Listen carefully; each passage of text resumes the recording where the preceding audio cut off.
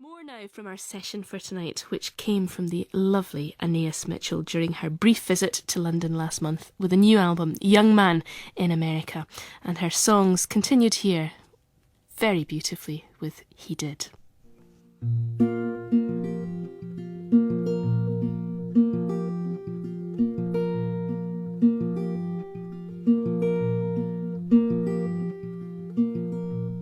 Love you, love you, love you. He did, he did, he did. He stood high above you. You were just a little kid.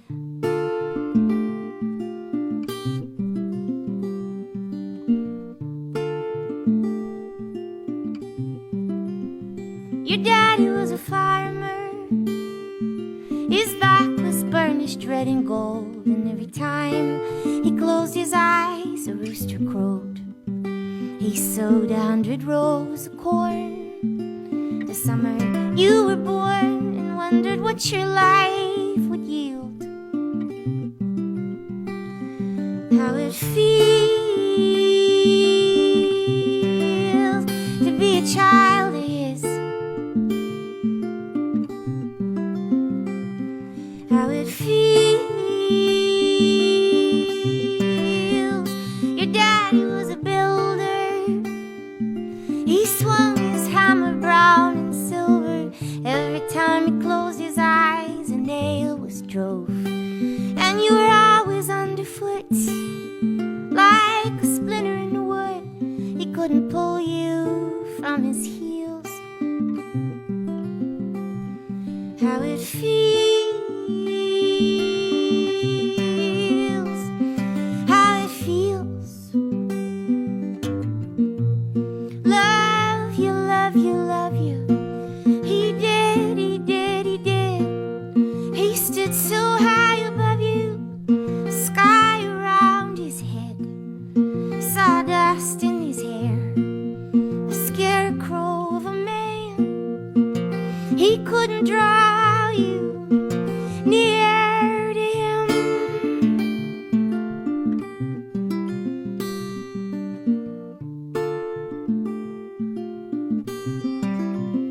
But you grew up straight and you grew up true. He kept a blue-gray eye on you until the day he closed his eyes and left them closed.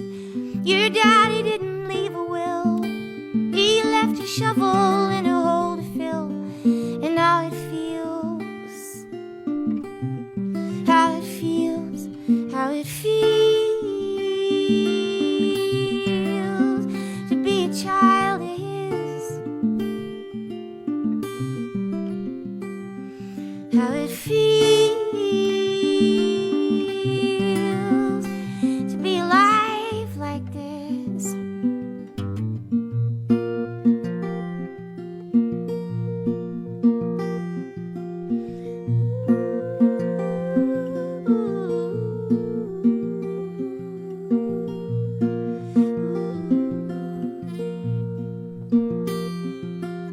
Who gave you an axe to grind? Who gave you a path to find? Hey, yeah, yeah, yeah.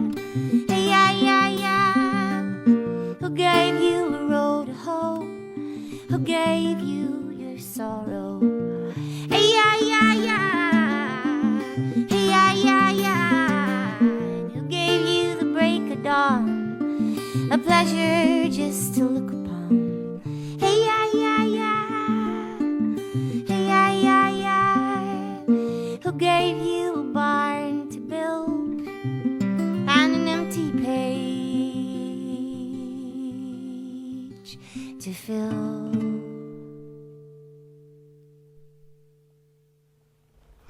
Anaïs Mitchell in session with us here on World on 3, singing songs from her new album, Young Man in America. Now, I actually find that a very difficult song to listen to, because any girl who had a dad, is going to lay the memories and love and, all of that into a song like that.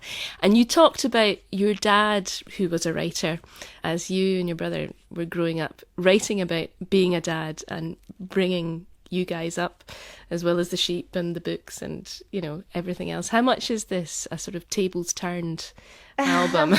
Yeah, well, I definitely felt like I had a sort of a get out of jail free pass. Because when I was growing up, my dad used to write these essays for a magazine, which were sort of like memoirs of being a farmer and a writer and raising a family in Vermont, where I grew up. And he later published them as a series of books. So I got a lot of airtime in his in his creative work, and it felt like turnabout.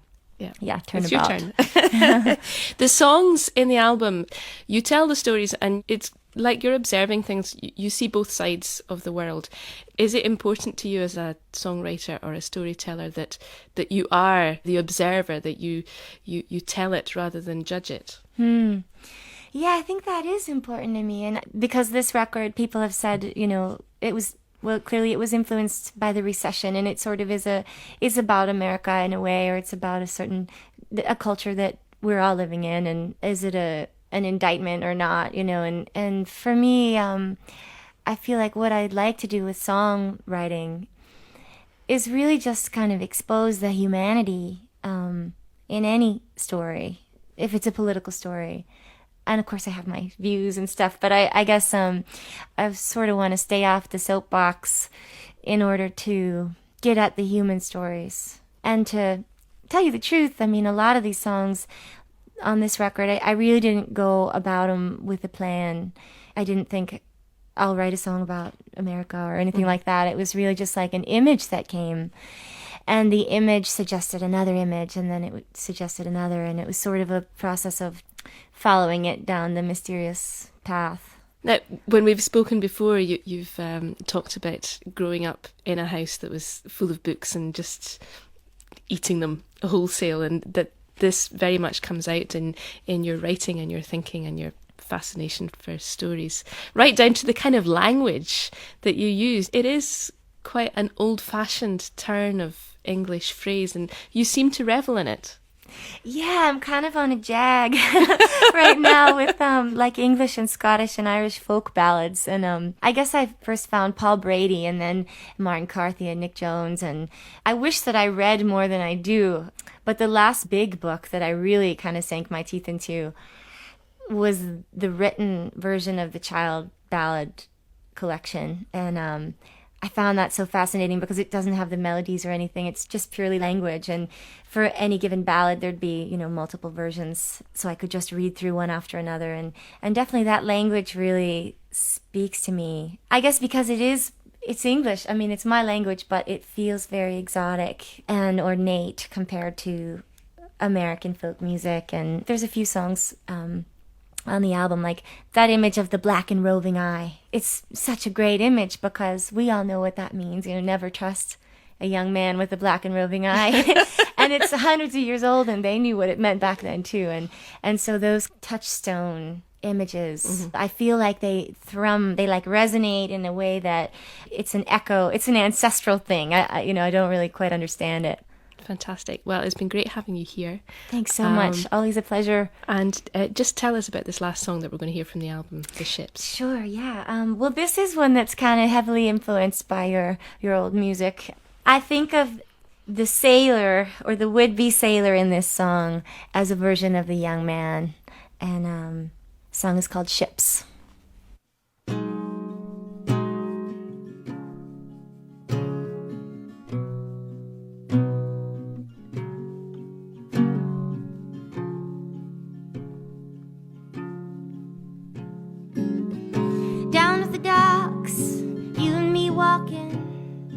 Watching the ships coming into the harbor. And you told me again of your voyages grand. I loved you most when you spoke of the 7 wonders. And you reached in your coat for your telescope, see what you could see when your ship comes in. When your ship comes in. When your ship comes in. be happy.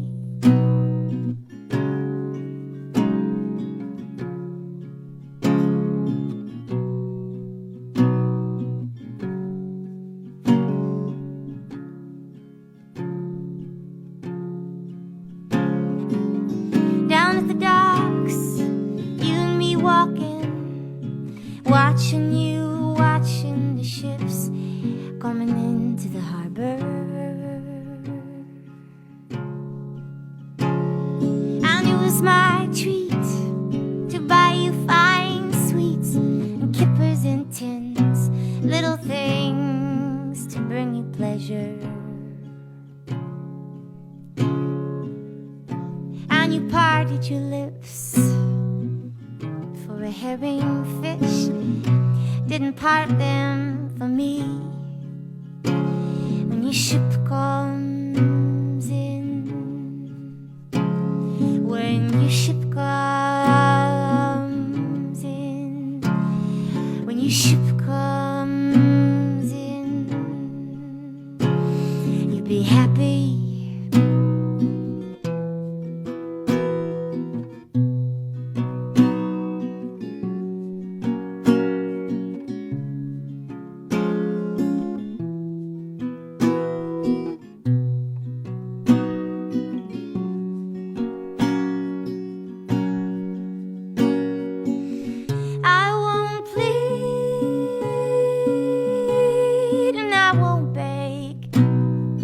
Shed salt tears all down your neck when your ship comes in.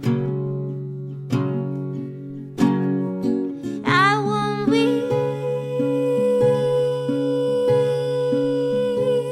and I won't mourn. I'm gonna let my long hair down when your ship comes in.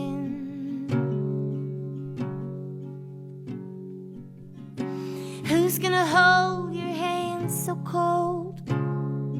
Who's gonna gaze in your glazing eye?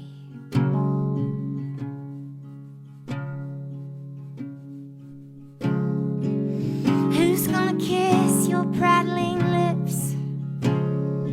Who's gonna lay in a bed so wide?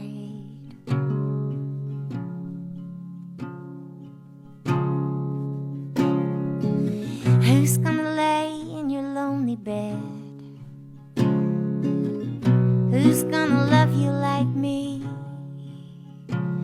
when your ship comes in?